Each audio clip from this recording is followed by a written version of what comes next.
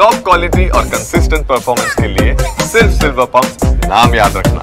ನಿನ್ನೆ ದಿನ ಪ್ರಧಾನಮಂತ್ರಿ ನರೇಂದ್ರ ಮೋದಿಜಿಯವರು ದೆಹಲಿಯಲ್ಲಿ ಮಹತ್ವದ ನೀತಿ ಆಯೋಗದ ಸಭೆಯನ್ನ ಕರೆದಿದ್ರು. ಆ ಸಭೆಯಲ್ಲಿ ಪ್ರಮುಖವಾಗಿ ಭಾರತ 2047ನೇ ಇಸ್ವಿಗೆ ಒಂದು ಅಭಿವೃದ್ಧಿ ಹೊಂದಿರತಕ್ಕಂಥ ದೇಶ ಆಗಿ ಪರಿವರ್ತನೆ ಆಗಬೇಕು. ಆ ನಿಟ್ಟಿನಲ್ಲಿ ವಿವಿಧ ರಾಜ್ಯಗಳ ಅಭಿಪ್ರಾಯಗಳು,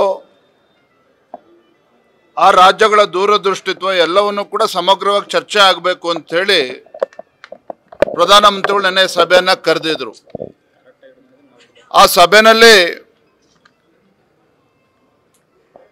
ಕಾಂಗ್ರೆಸ್ ಆಡಳಿತ ಇರತಕ್ಕಂಥ ರಾಜ್ಯಗಳ ಮುಖ್ಯಮಂತ್ರಿಗಳು, ತೆಲಂಗಾಣ ಇರ್ಬೋದು, ಹಿಮಾಚಲ ಪ್ರದೇಶ ಇರ್ಬೋದು, ತಮಿಳುನಾಡಿಂದ ಅಲ್ಲಿನ ಮುಖ್ಯಮಂತ್ರಿಗಳು ಸ್ಟಾಲಿನ್ ಅವರು ಕೂಡ ಭಾಗವಹಿಸಿದ್ರು.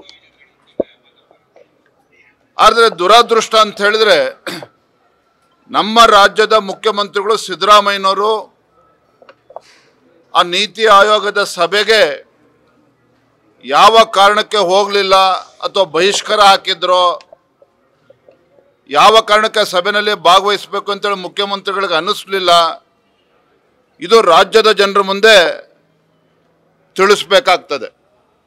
ಯಾಕೆ ಅಂತ ಹೇಳಿದ್ರೆ, ಇವತ್ತು ಸರ್ಕಾರ, ಕಾಂಗ್ರೆಸ್ ಸರ್ಕಾರ, ಮುಖ್ಯಮಂತ್ರಿಗಳು, ಸಚಿವರು ಅವರ ಶಾಸಕರುಗಳನ್ನು ಕರೆದುಕೊಂಡು ದೆಹಲಿಗೆ ಹೋಗಿ ಜಂತರ್ ಮಂತರದಲ್ಲಿ ಕೇಂದ್ರ ಸರ್ಕಾರ ವಿರುದ್ಧ ಪ್ರೊಟೆಸ್ಟ್ ಮಾಡ್ತಾರೆ.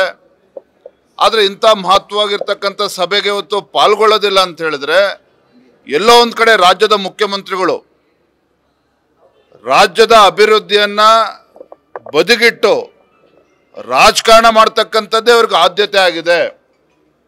ರಾಜಕಾರಣ ಮಾಡ್ತಕ್ಕಂಥದ್ದೇ ಆದ್ಯತೆ ಆಗಿದೆ ರಾಜ್ಯದ ಮುಖ್ಯಮಂತ್ರಿಗಳಿಗೆ. ಇದು ರಾಜ್ಯಕ್ಕೆ ಮಾಡ್ತಾ ಇರ್ತಕ್ಕಂಥ ಅನ್ಯಾಯ.